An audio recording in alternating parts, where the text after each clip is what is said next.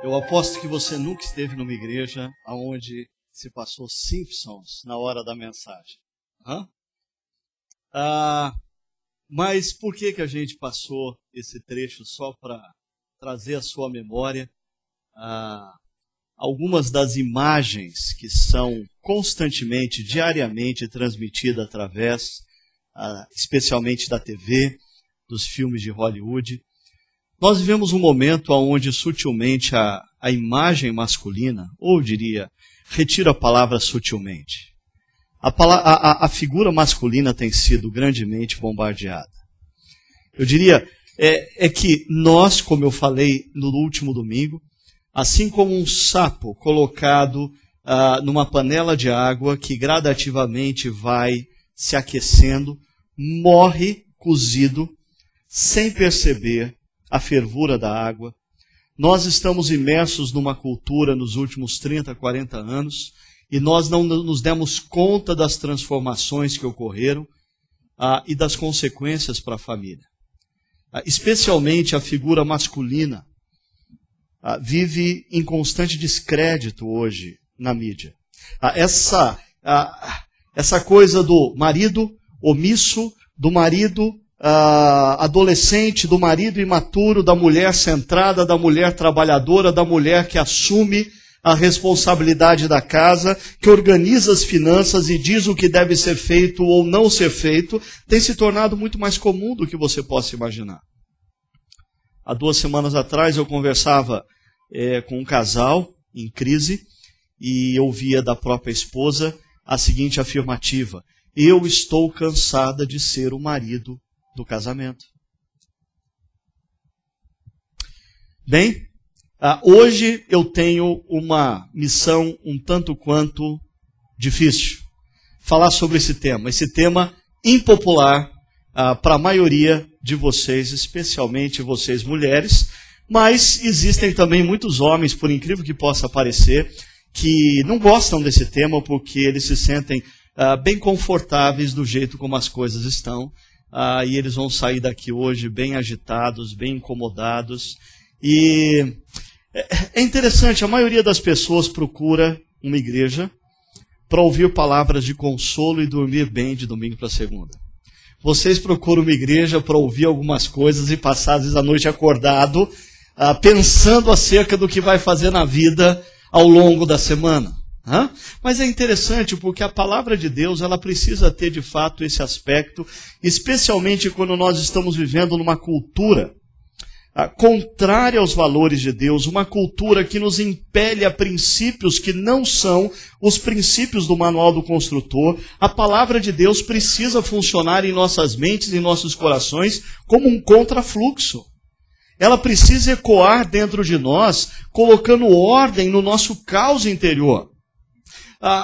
Agora, eu confesso para vocês que o tema dessa noite é especialmente difícil, não apenas pelo fato de que ele trata de algo impopular, mas eu não vou trazer talvez tantas informações novas, especialmente para aqueles que estão na comunidade já há algum tempo.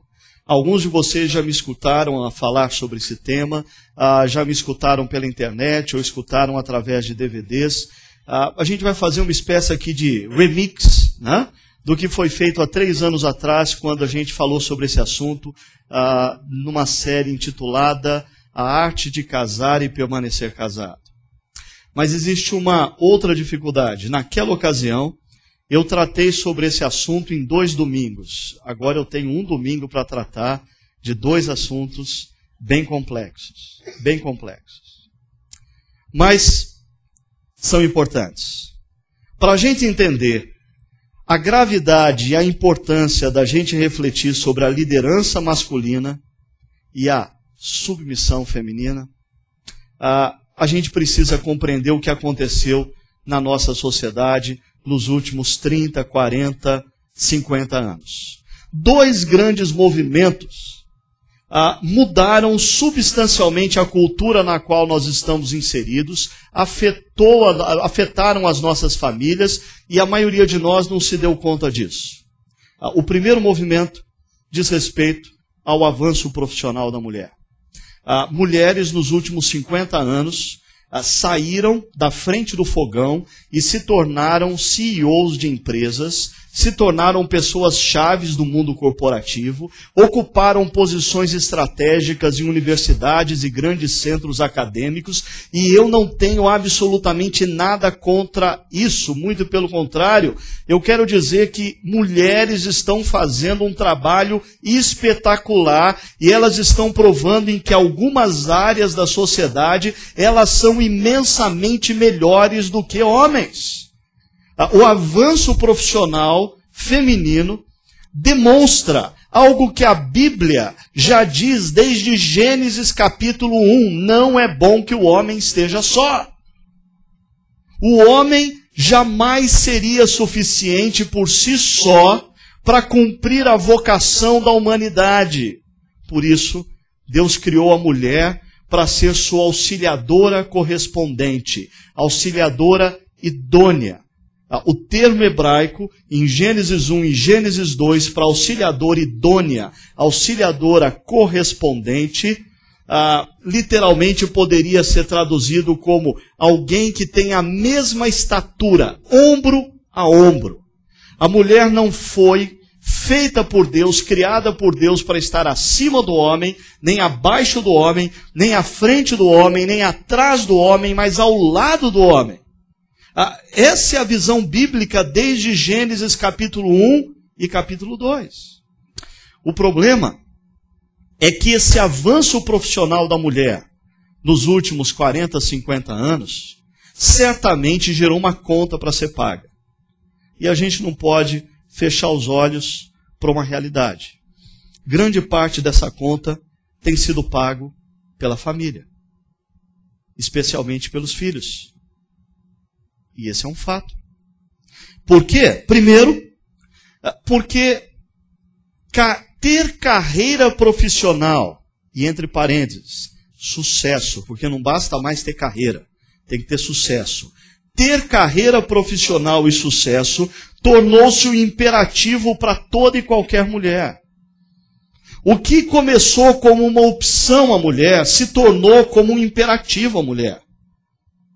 Da mesma maneira, como domingo passado eu disse que vai ficando constrangedor dizer para os amigos do trabalho que você é casado com a mesma mulher há 20, 25 anos, começa só estranho esse negócio. Da mesma maneira, uma mulher que opta por estar em casa cuidando do seu marido e filhos e fazer disso a sua vocação é ridicularizada e parece algo completamente estranho. Por quê? A opção, a carreira profissional da mulher é algo muito benéfico para o exercício da vocação humana. No entanto, não pode ser um imperativo a toda e qualquer mulher. Não pode. É uma opção. E já já eu explico isso. Segundo, essa demanda, esse imperativo pela mulher ter carreira profissional e sucesso, transformou a família num espaço não de construção comum de uma vida.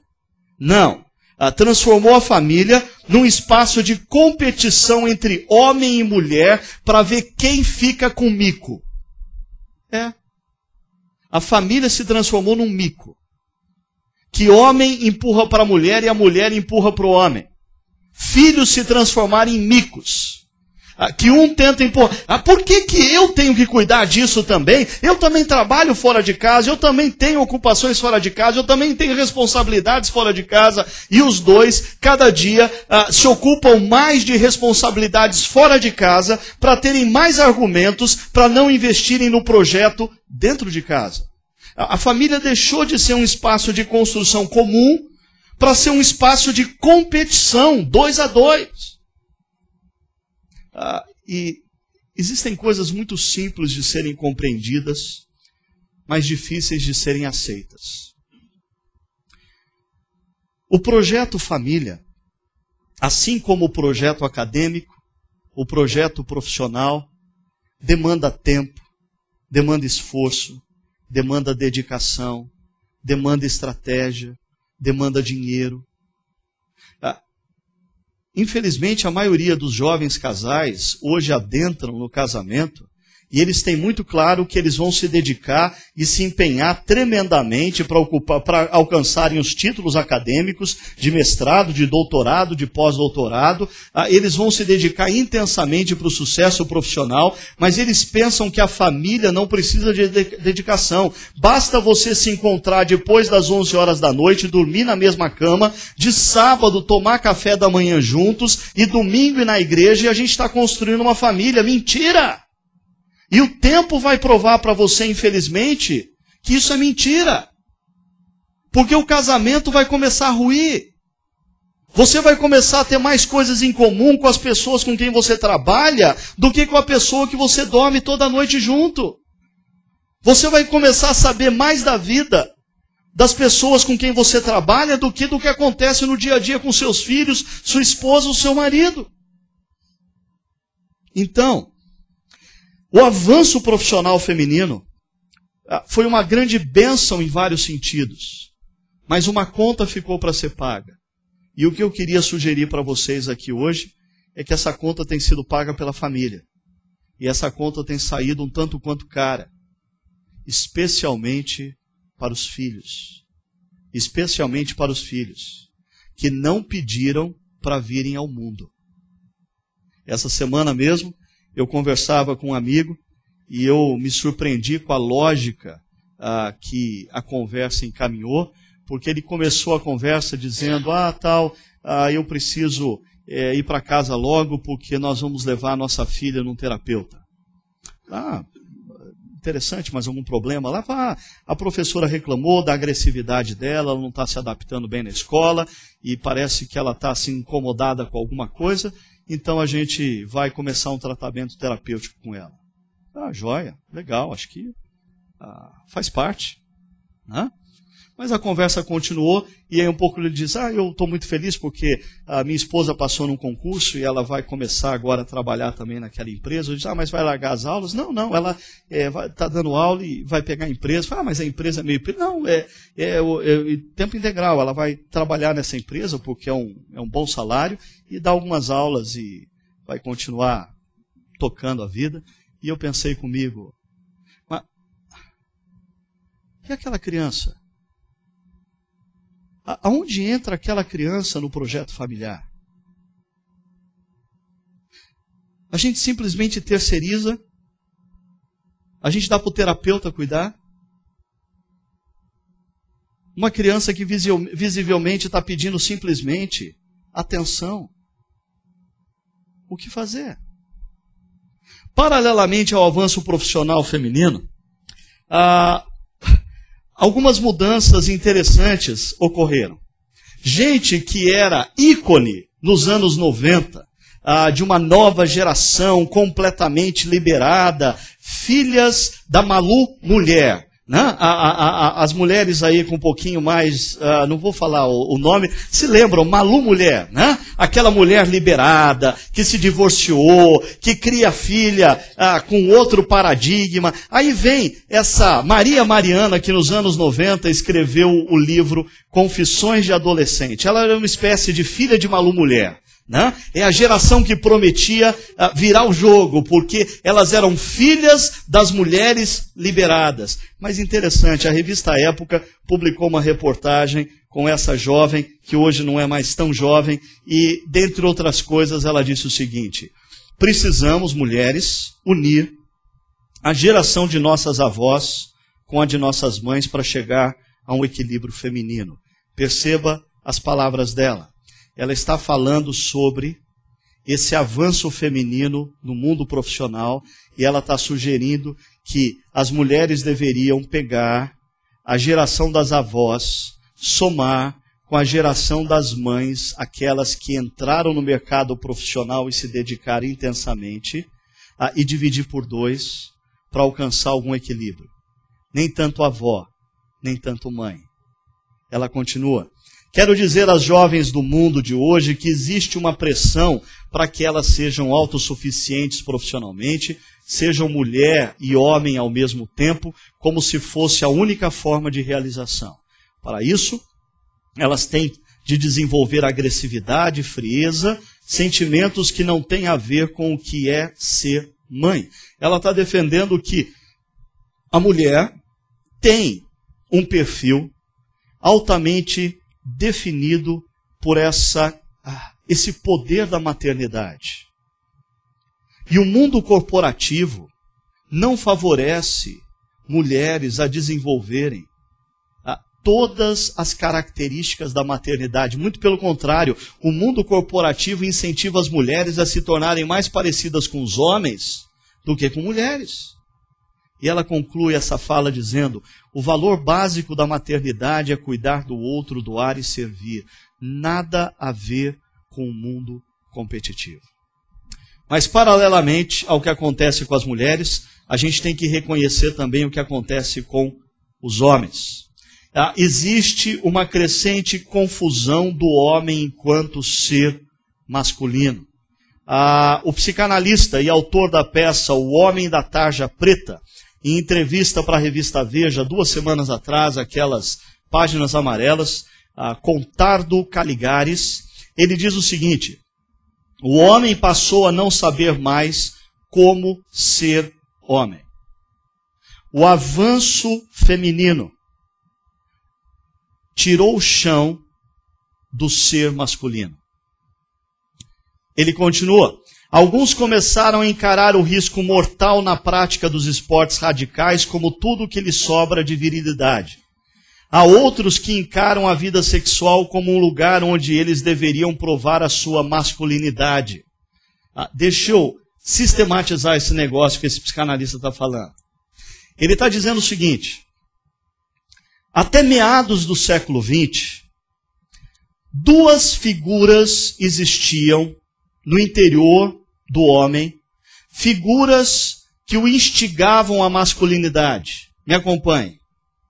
Primeira figura, a figura do ser provedor.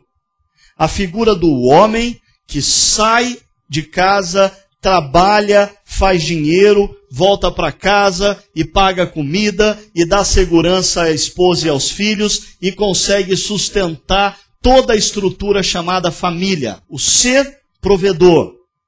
Uma segunda figura, até meados do século XX, pairava na mente masculina. O ser aventureiro. O ser aventureiro, aquele que decide empreender fazendo uma nova empresa, aquele que decide ir para a África, viver uma aventura, aquele que decidiu 5 séculos atrás entrar no navio e atravessar o Oceano Atlântico, aquele que ousou. 2 imagens, 2 figuras, o ser provedor e o ser aventureiro. Só que aconteceu um problema. Nos últimos 50 anos, as mulheres gradativamente foram tirando das mãos dos homens a figura do ser provedor. Elas começaram a dividir o orçamento de casa. Elas começaram a pagar algumas contas. Em alguns casos, elas passaram a pagar a maioria das contas. Como consequência, o homem, na sua masculinidade, sobrou para ele apenas uma dimensão, o ser aventureiro. E como esse psicanalista interpreta esse ser aventureiro? Primeiro, o sujeito vivendo esportes radicais, aventuras, adolescente. Ele passa a ser um adolescente para provar sua masculinidade. Ele quer fazer coisas para provar que ele não tem medo das coisas. Ou, outra opção, ele aborta o projeto família e vai viver uma aventura sexual com a secretária ou com qualquer outra mulher. Por quê? Para provar que ele é homem. Não é interessante isso? Você, mulher, já tinha parado para pensar um pouquinho nessa dimensão? O cara que está do seu lado é um homem. E ele está sujeito a tudo isso. Ele vive essa crise de como ser homem no mundo atual. Por quê? Porque liderança num casamento, para a maioria dos homens dessa geração, ainda é um conceito atrelado a poder econômico. Enquanto o homem era aquele que saía de casa e voltava com dinheiro e distribuía o dinheiro para a esposa fazer a compra do mês, pagar a escola das crianças e tudo mais, ele se sentia no direito de ser líder. Um líder meio difuso, um líder meio complicado, um líder que confundia autoridade com poder, mas ele era o líder.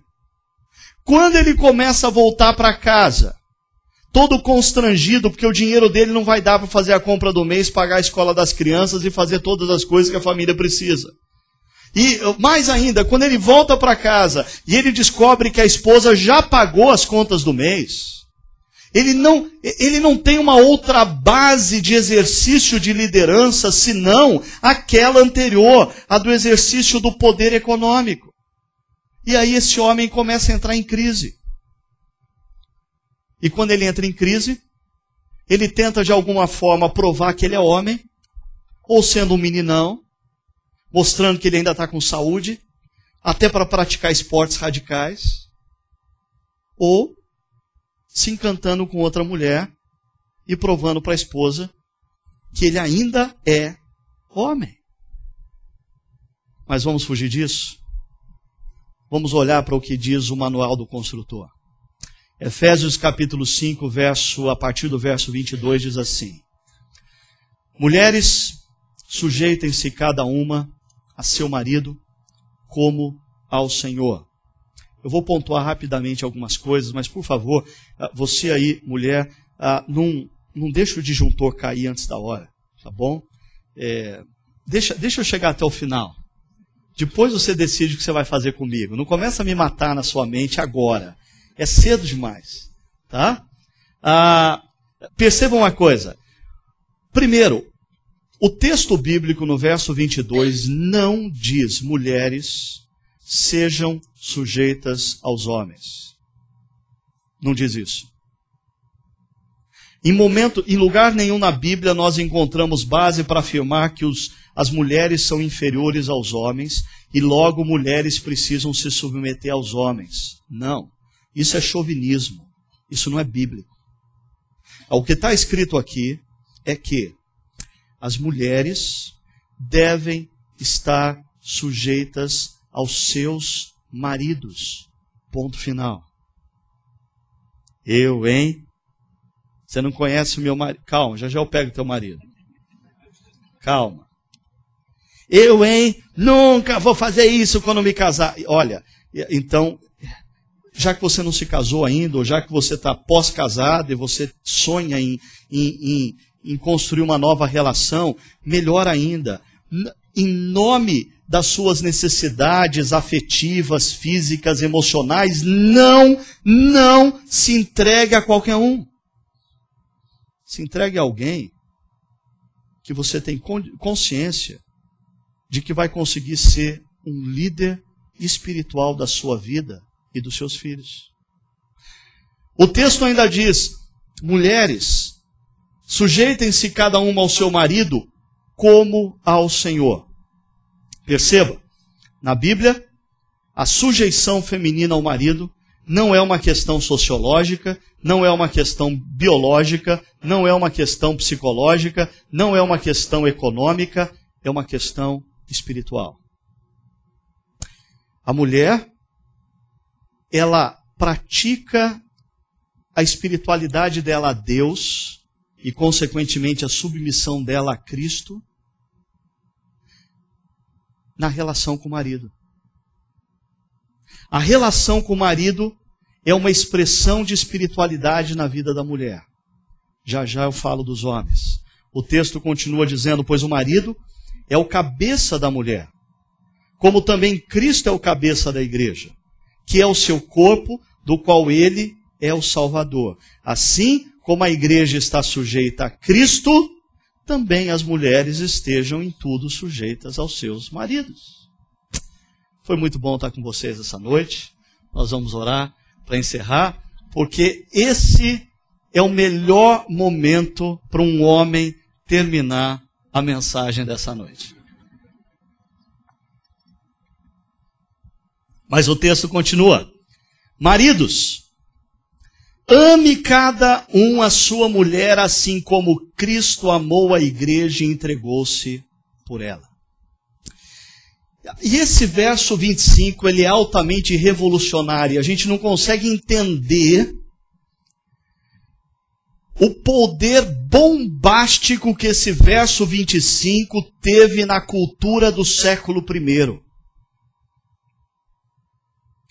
Esse verso está dizendo não que o marido é um líder autoritário que tem o direito de fazer o que bem entende da sua vida e da vida da sua esposa. Não. Esse verso está dizendo que o marido é um ser responsável pela vida da sua esposa e ele deve, inclusive, entregar a sua própria vida sacrificialmente, se for necessário, para a felicidade da sua esposa.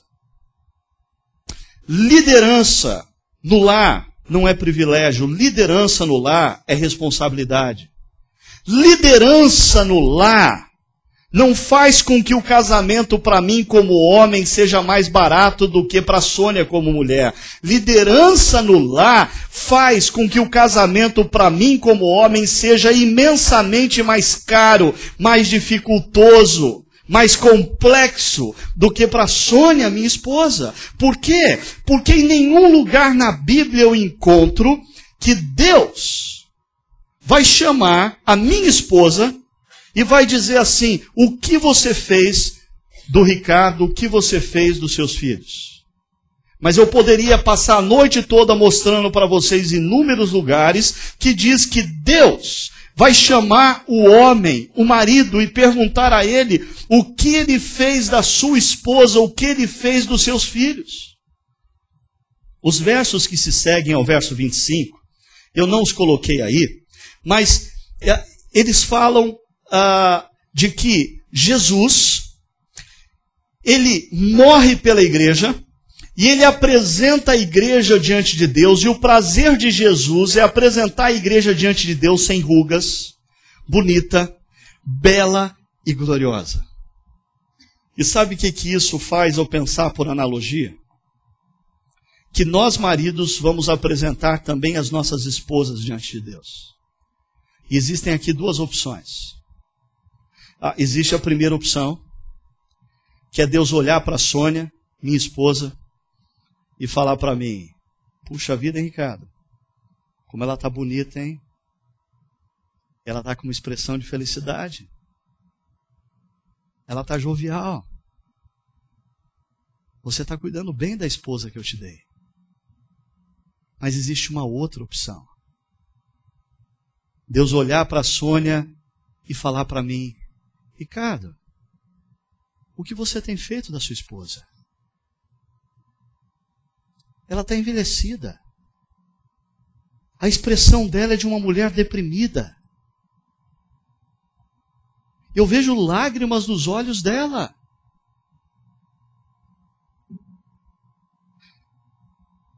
O marido é líder, não para ter privilégios, mas porque Deus colocou sobre ele responsabilidades. O texto continua no verso 28 dizendo: da mesma forma, os maridos devem amar cada um a sua mulher como seu próprio corpo. Quem ama sua mulher, ama a si mesmo. Além do mais, ninguém jamais odiou o seu próprio corpo. Antes, o alimenta e dele cuida, como também Cristo faz com a igreja. Homens, percebam o constante paralelo entre Cristo cuidando da igreja e nós, homens, com a missão de cuidarmos das nossas esposas. Verso 30, pois somos membros do seu corpo. Verso 31 e 32 é uma menção do que nós vimos domingo passado. É uma citação de Gênesis capítulo 1 e capítulo 2. Por isso, o homem vai deixar o pai e a mãe e vai unir-se à sua esposa e se tornar uma só carne. E os dois vão estar nus e não vão se envergonhar. E o verso 33 termina dizendo: portanto, cada um de vocês, homens, também amem suas esposas, Qual é o imperativo bíblico em Efésios 5 a homens? Amem. O que mais? Amem. O que mais? Amem. Por 3 vezes em Efésios 5, homens são ordenados por Deus a amar, amar e amar. E só lembrando a todos, amar não é um sentimento. Amar é uma atitude. Amar não é sentimento que se confunde com paixão. Existem dias no meu casamento que eu amanheço apaixonado pela minha esposa. Existem dias que, por várias razões, eu amanheço não tão apaixonado pela minha esposa. Mas isso não muda o fato de que eu a amo, porque eu decidi amá-la. E amar implica em atitudes de bondade práticas, dia após dia. A gente poderia até dizer, amar alguém implica em se casar não apenas uma vez na vida, mas casar-se todo dia com a mesma pessoa. Deixa eu organizar tudo isso que a gente viu nesses versos, de uma maneira que você possa, especialmente aqueles que gostam, anotar e pensar um pouquinho mais seriamente em casa durante a semana, ou talvez durante essa noite, que é uma criança. Né? Primeiro, o texto diz, maridos devem liderar suas esposas como Cristo lidera a igreja. E aqui, eu sei, a gente tem um problema, porque nós somos brasileiros, e na nossa estrutura familiar brasileira, esse negócio de liderança do homem se confunde grandemente com aquela imagem do coronel, do senhor da fazenda, que mandava e desmandava, e existe na imagem de muitas mulheres o abuso emocional, o abuso psicológico gerados por homens que literalmente comandavam a braço de ferro suas famílias e não eram líderes como Jesus é. Agora o texto aqui nos diz que nós devemos liderar nossas esposas e, consequentemente, as nossas famílias, não como um militar, não como um general, não como um presidente de uma grande empresa, mas o texto é claro em dizer, como Cristo. Como Cristo. E aqui, eu quero só trazer à mente de vocês o fato de que Cristo, certa ocasião, conversando com seus discípulos, a discussão entre eles era quem era o maior, porque para eles liderar era o que Pôncio Pilatos fazia, era o que Herodes havia feito, era o que César fazia em Roma, e Jesus parou e quebrou a perna de todo mundo, dizendo o seguinte, no reino dos céus, o maior é aquele que serve. Porque Jesus disse, eu sou aquele que vim, não para ser servido, mas para servir. Logo, se algum de vocês quer ser o maior, em outras palavras, o líder, seja o que serve.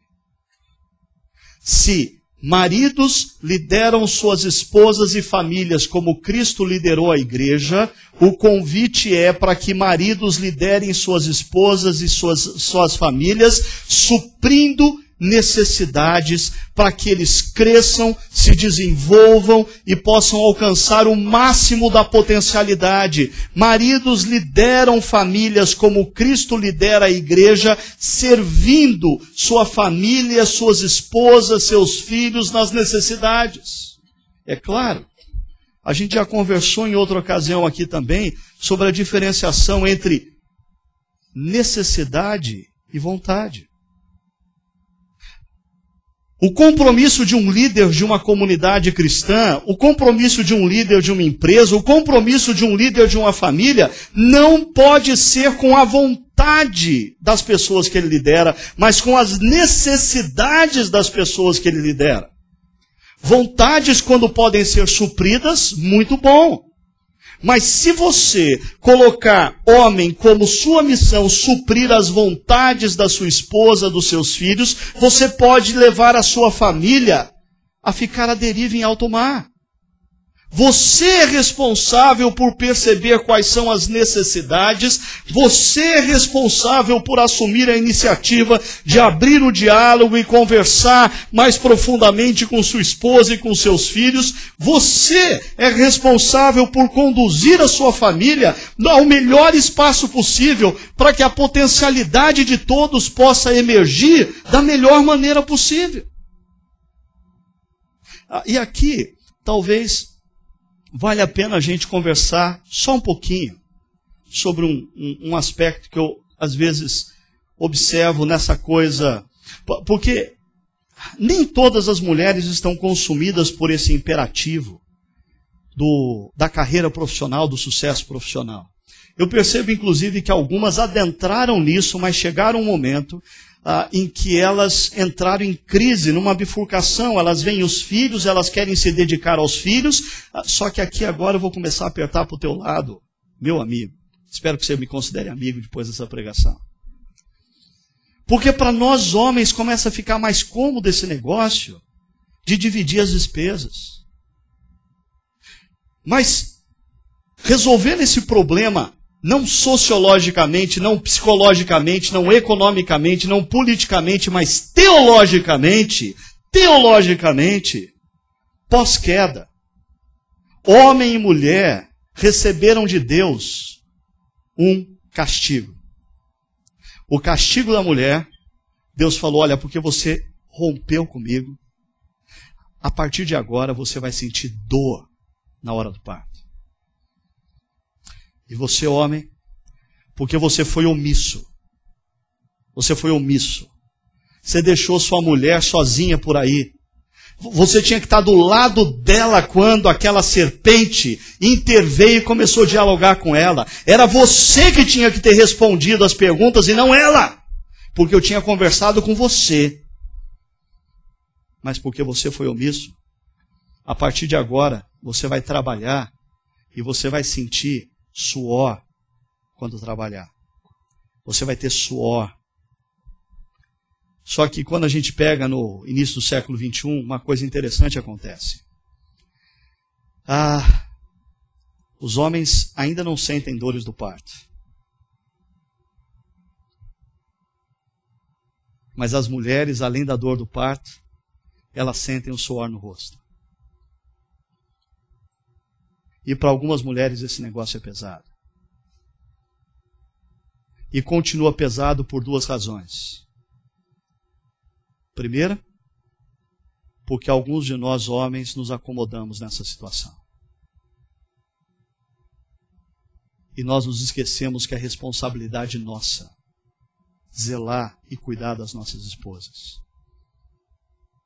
É minha responsabilidade olhar para minha esposa e perceber se ela está sobrecarregada, perceber se ela está deprimida, perceber se ela está infeliz.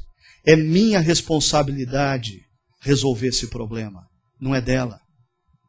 Isso é ser líder num conceito bíblico.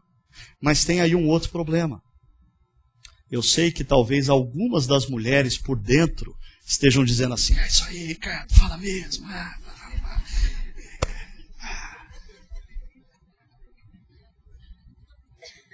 Só que tem um problema. Quando algumas dessas mulheres pensam em abrir mão da carreira profissional ou de parte da carreira profissional para poderem durante um tempo se dedicar aos seus filhos, à família, elas não querem abrir mão das vontades. Sabe por que viver é tão caro para nós da classe média alta, classe alta? Por causa das nossas vontades. As nossas necessidades não são tão caras assim. O que faz com que muitos de nós, homens e mulheres, estejamos trabalhando em demasia, não são as nossas necessidades. São as nossas vontades.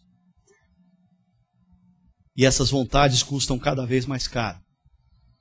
Estão acabando com a nossa saúde.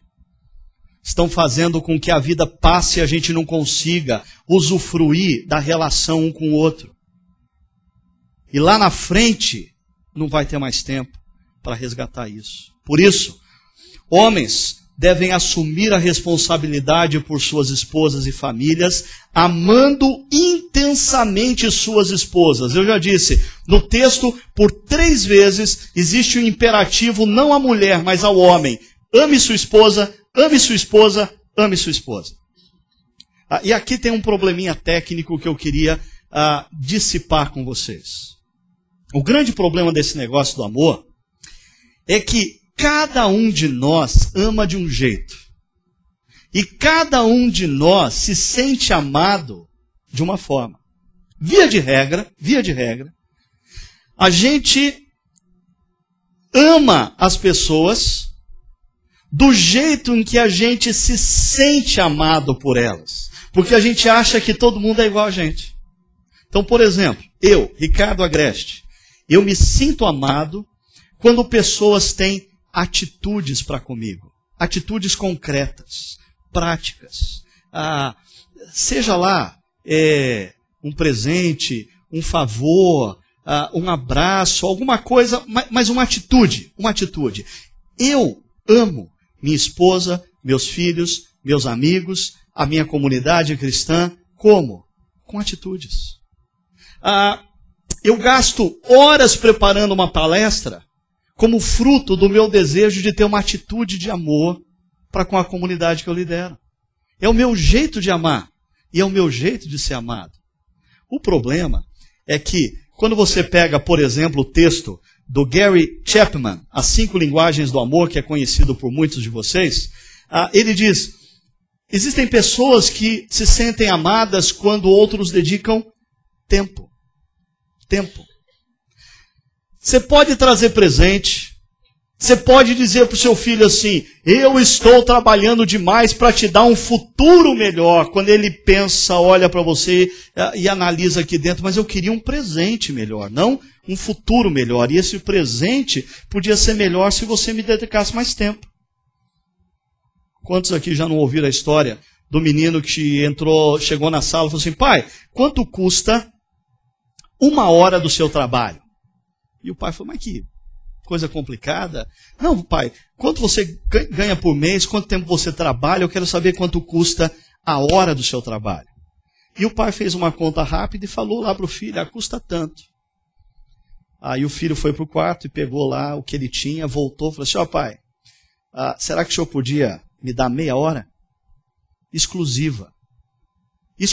Meia hora sem estar olhando no notebook, meia hora sem atender celular, meia hora conversando comigo sem estar olhando para a televisão, meia hora para mim.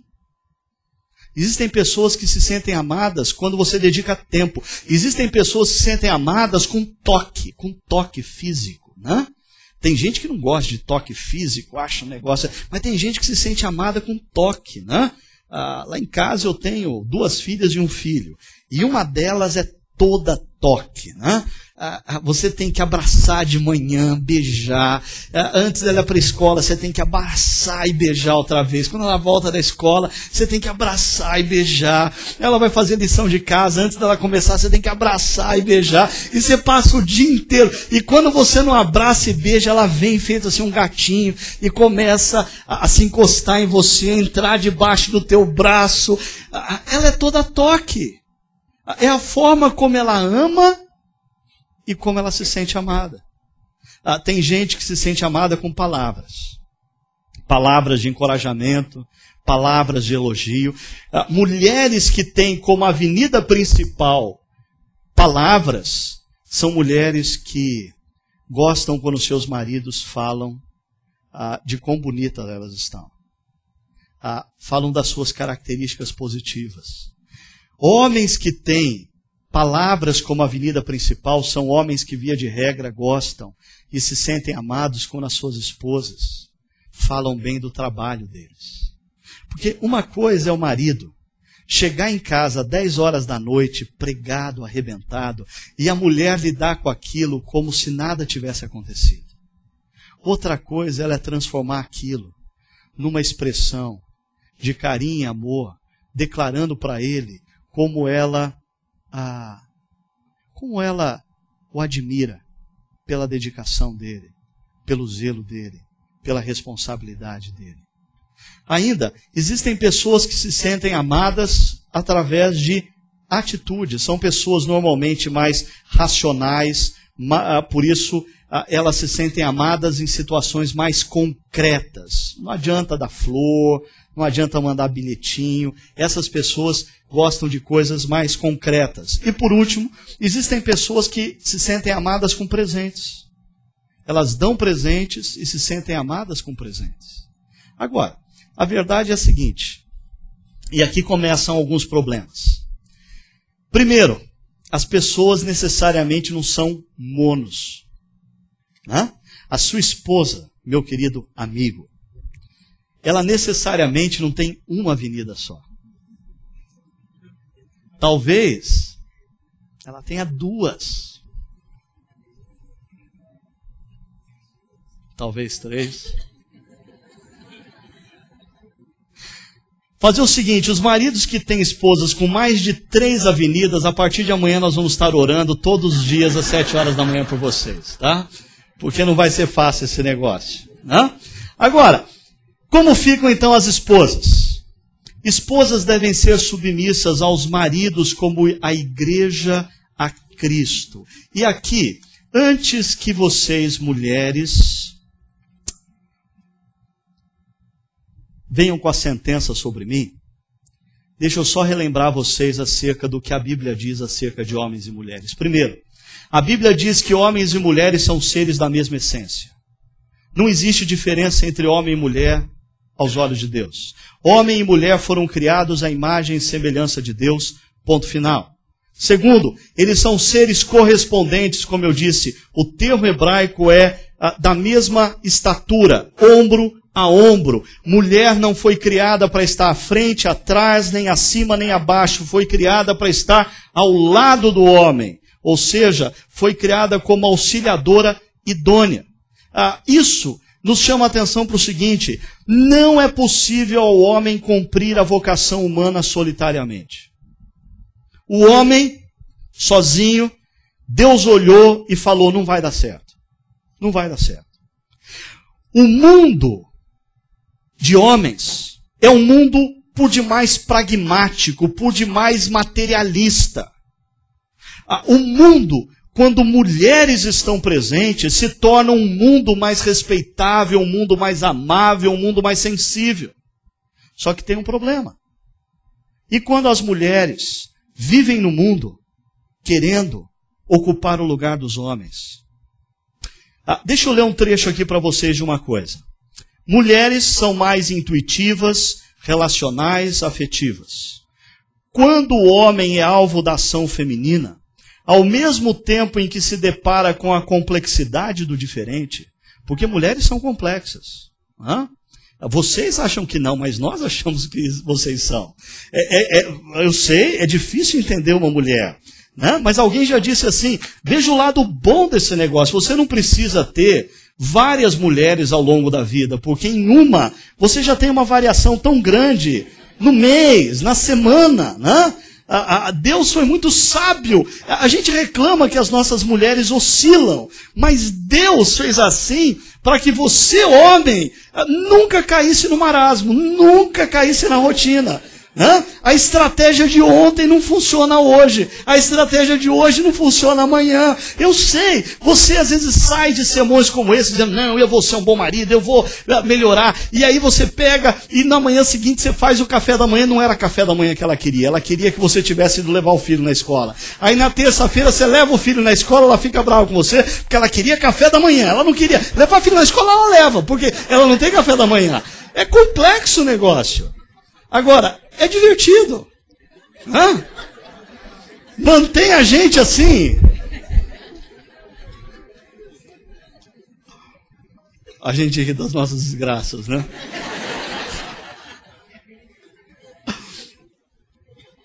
A mulher cabe a missão de auxílio ao homem no exercício da vocação humana. Falei uma palavra aqui que eu sei que é proibida no nosso meio, porque especialmente no mundo corporativo, essa palavra auxílio é proibida. Né? Quem auxilia é porque não foi competente para ser chefe. Não é? Quem não é competente, quem é competente é chefe, quem não é competente é auxiliar. Auxiliar de escritório, auxiliar de gerência, auxiliar de consultor, auxiliar de qualquer coisa. Mas o que essa palavra demonstra? Você não tem competência para ser o chefe, então auxilie. Mas larga a mão desse conceito do mundo corporativo e venha para o conceito bíblico. Salmo 121. O salmista diz assim: eleva os olhos para o monte, de quem virá o auxílio? A resposta é: o meu auxílio virá do Senhor, Criador dos céus e da terra. Deus é Criador dos céus e da terra e Ele é o nosso auxílio. E por Ele ser o nosso auxílio, Ele não é em nada inferior a nós. João capítulo 16, Jesus fala de um outro consolador, de um outro auxiliador, o Espírito Santo, que nos conduz. O Espírito Santo é Deus Trino, poderoso, o nosso auxílio. E por ser o nosso auxílio, ele não é inferior. Por ser o nosso auxílio, em momento algum, ele é produto de desprezo da nossa parte. Quando Deus olhou o homem, disse: não é bom que o homem esteja só. Na verdade, Deus olhou e falou assim: esse cara sozinho só vai fazer besteira. Por isso ele fez a mulher. Mas ele fez a mulher para ser a capacitadora, a auxiliadora, idônea.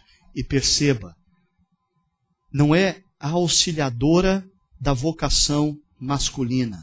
Não, é a auxiliadora da vocação humana. Da vocação humana.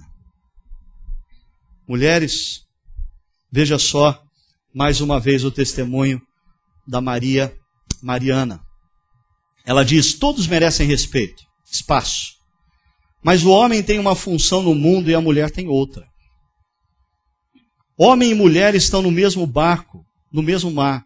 Há ondas, tempestades, maremotos. Alguém precisa estar com o leme na mão. Os dois não dá. Deus preparou o homem para estar com o leme na mão, porque ele é mais forte no aspecto físico, talvez, mas tem mulher que malha bastante e está mudando esse negócio aí também.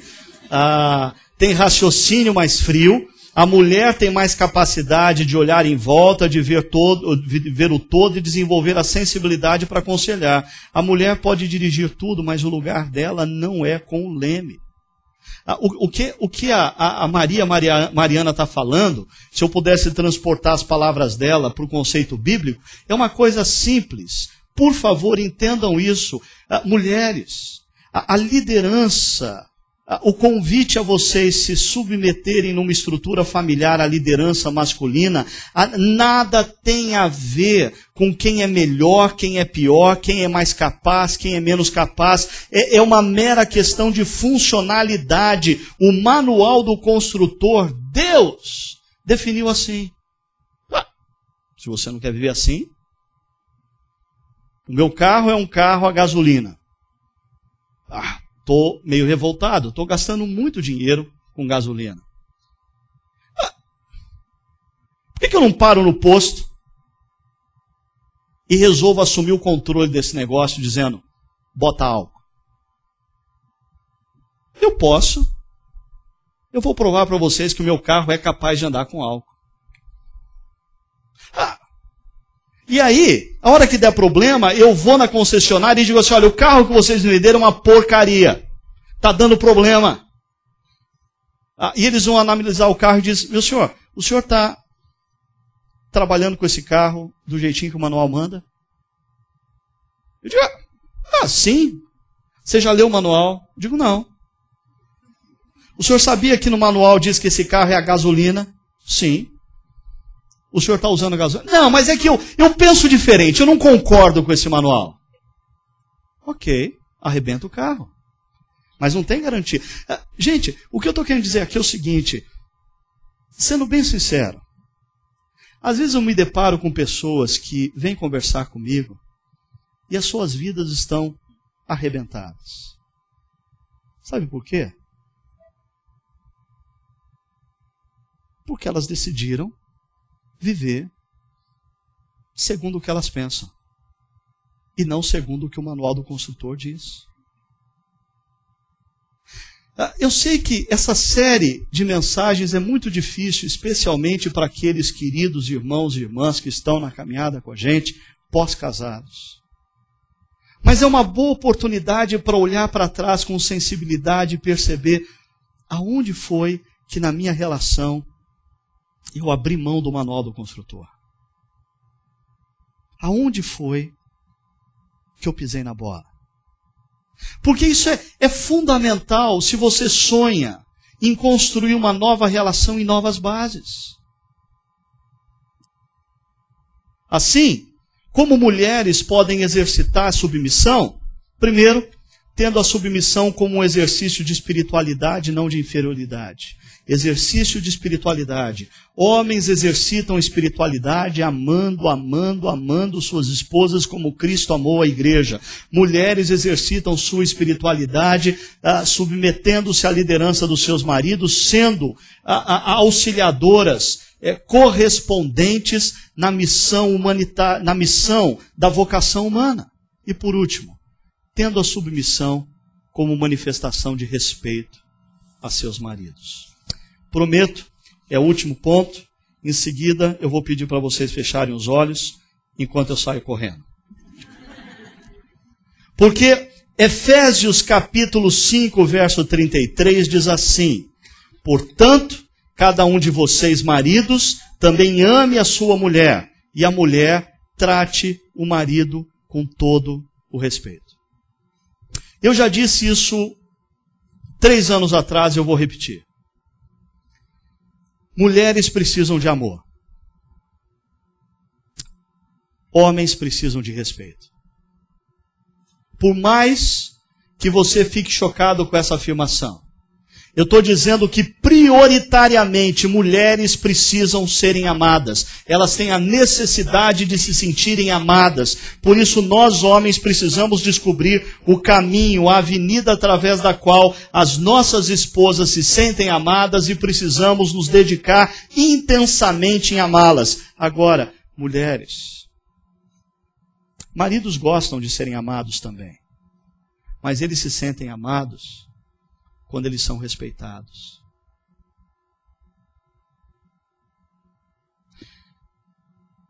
Se você critica o seu marido na frente dos seus filhos, ele não se sente amado. Se o seu marido acorda toda manhã, trabalha todo dia, volta para casa e nunca escuta de você uma palavra de encorajamento e de admiração pelo trabalho que ele faz, ele não se sente amado. Isso explica porque maridos, homens, desempregados, caminham aceleradamente à depressão. Porque se existe uma coisa essencial no homem, é ele se sentir respeitado. E quando ele não tem trabalho, ele não consegue exercitar o espaço no qual as pessoas podem admirá-lo. Para concluir, olha só o que o psicanalista Contardo Caligares diz. O sujeito está se matando no trabalho, mas lamenta o fato de não ser um Indiana Jones. Na média, ele pode ter tudo o que quiser, casa na praia, viagens para o exterior uma vez por ano, mas lhe falta a dimensão do heroísmo. O que ele quer, acima de tudo, é a dimensão da aventura. Uma dimensão na qual ele tem de dar provas extremas de bravura, de coragem, de desprendimento em circunstâncias extremas. Detalhe, tudo isso um homem pode ter quando uma esposa auxiliadora correspondente transforma a vida desse cara numa grande aventura e o trata como Indiana Jones. Como um Indiana Jones que sai pela manhã para trabalhar, batalha o dia inteiro, volta para casa, ajuda em casa, sai pela manhã para batalhar. Agora, tudo isso pode se tornar uma rotina enfadonha que uma mulher transforma numa grande aventura com as suas palavras de admiração, de encorajamento. Homens têm uma necessidade paradoxal. De um lado, eles precisam se sentir como Indiana Jones, como Jack Bauer. para os mais jovens como Wolverine. Garras de aço. Você já percebeu? Eu já contei isso aqui, mas eu acho interessante quando, por exemplo, numa reunião lá das mulheres em casa, a esposa vem para o marido e diz assim: querido, vem assim com aquele vidrinho de azeitona, querido, eu não estou conseguindo abrir, você poderia... Homens gostam desse momento. Eles gostam. Fala que você não gosta. Fala que você não gosta. Hã? Porque é o seu momento de Wolverine, é o seu momento de Jack Bauer. Hã? O homem pega o vidro de azeitona e ele bota no peito, porque... Hã? Faz aquela cara e... Pá! E aí, assim, com aquela imagem de Deus grego, ele devolve a azeitona para a esposa.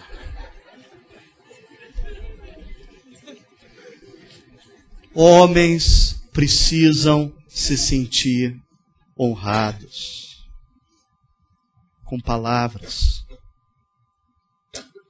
Provérbios tem uma linguagem muito interessante, lá em Provérbios 30, falando da esposa sábia, que todos os homens da cidade têm o amigo como um bem-aventurado, porque a sua esposa proclama as suas virtudes. O livro de Provérbios fala de duas imagens femininas.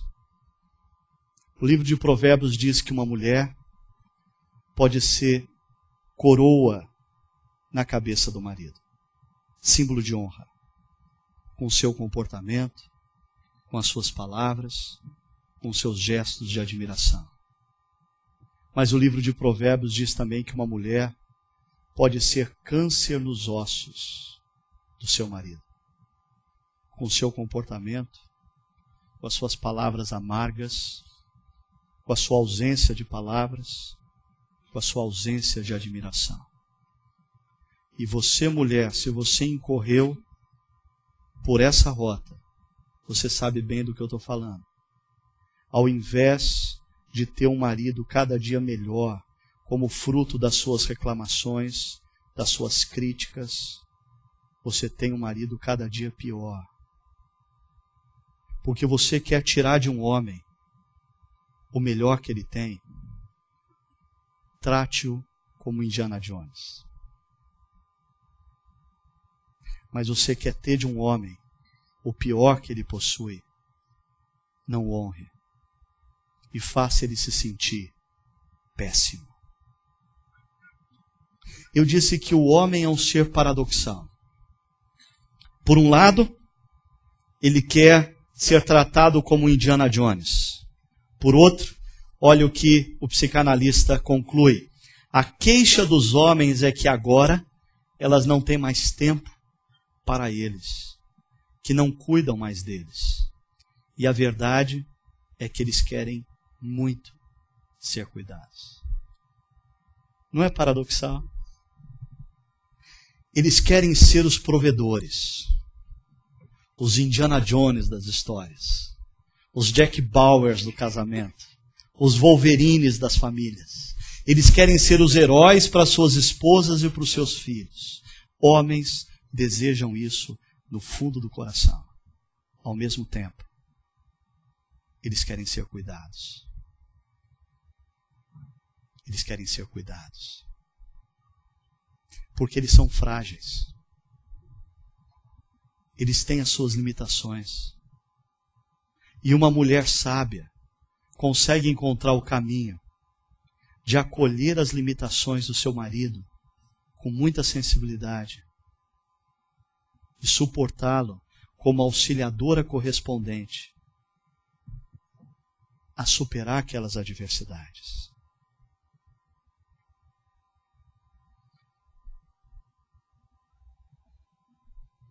Termino pontuando para você alguns aspectos. Maridos, assumam a responsabilidade de amarem suas esposas. eu queria que você saísse daqui pensando seriamente o que significa você assumir a responsabilidade sobre sua esposa, sobre a sua família. Mulheres, sejam auxiliadoras, não competidoras. Não competidoras, auxiliadoras. E honrem, respeitem os seus maridos. Vocês precisam de homens que as amem. Eles precisam de mulheres que os respeitem, que os admirem, que os coloquem para cima. Mas maridos, tornem o trabalho das suas esposas um pouquinho mais fácil. Sabe como? Sejam respeitáveis. Porque é mais fácil uma mulher respeitar um homem que é respeitável. É mais fácil uma mulher respeitar um homem que trabalha e dá duro. É mais fácil uma mulher respeitar um homem que toma iniciativa para resolver os problemas da casa. É mais fácil para uma mulher respeitar um homem que a ame, como Cristo amou a igreja. Maridos, facilitem o trabalho das suas esposas. Sejam respeitáveis. Jovens, homens pós-casados, sejam pessoas respeitáveis. E vocês terão mulheres que os respeitam. E por fim, mulheres, facilite o trabalho da gente. Deus mandou a gente amar as nossas esposas. Mas sejam amáveis. Sejam amáveis. Respeitando os seus maridos. Deus criou a mulher relacional, afetiva, cheia de intuição. Eu percebo que muitas vezes algumas brigas conjugais nos tempos atuais não chegam a lugar nenhum, sabe por quê? O homem tem um jeito de conduzir a discussão. Mas ele começa a escutar do lado de lá, não uma mulher respondendo à discussão de maneira intuitiva, de maneira afetiva, de maneira relacional. Ele começa a escutar do lado de lá um outro homem batendo boca. Mulheres, o melhor caminho para vocês lidarem com seus maridos, até mesmo no momento de conflitos, é sendo mulheres. Deus fez os homens vulneráveis às mulheres. Mas quando uma mulher não bate boca, resolve virar homem, esse negócio não termina bem. Eu termino mostrando para vocês a cena de um dos meus filmes prediletos. Domingo passado, eu mostrei para vocês a cena de um homem que, diante das lutas da sua esposa, permaneceu do lado dela, enfrentou a luta e morreu ao seu lado. Hoje eu queria mostrar o outro lado da história. Eu queria mostrar para vocês o trecho final algumas cenas e o trecho final do filme que retrata a vida do prêmio Nobel John Nash. Um homem brilhante, que encontrou uma esposa brilhante, que viveu um romance brilhante. Mas sabe de uma verdade? A vida não é linear. Adversidades emergem. E esse cara começou a lutar contra a esquizofrenia. E o casamento dele virou um caos. Existe um momento em que, devido à agressividade dele, a esposa sai de casa. Mas logo em seguida ele é surpreendido com ela voltando, se assentando do lado dele. E ele diz: "O que você está fazendo aqui?" Ela diz: "Aqui é o meu lugar." No final dessa história, no momento de glória desse homem, esse Indiana Jones já com 70 e poucos anos de idade, ele olha para sua esposa e reconhece nela uma auxiliadora correspondente. E ela olha para o seu homem e o aplaude como um Indiana Jones, mesmo sendo um homem que teve que lutar boa parte da sua vida contra o tormento da esquizofrenia.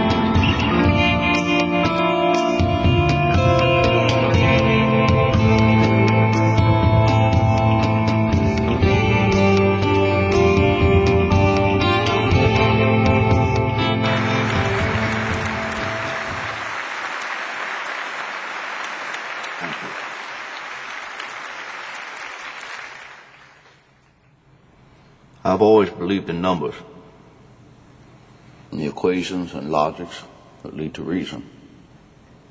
But after a lifetime of such pursuits, I ask, what truly is logic? Who decides reason? My quest has taken me through the physical, the metaphysical, the delusional, and back. And I have made the most important discovery of my career. The most important discovery of my life. It is only in the mysterious equations of love that any logical reason can be found. Only here.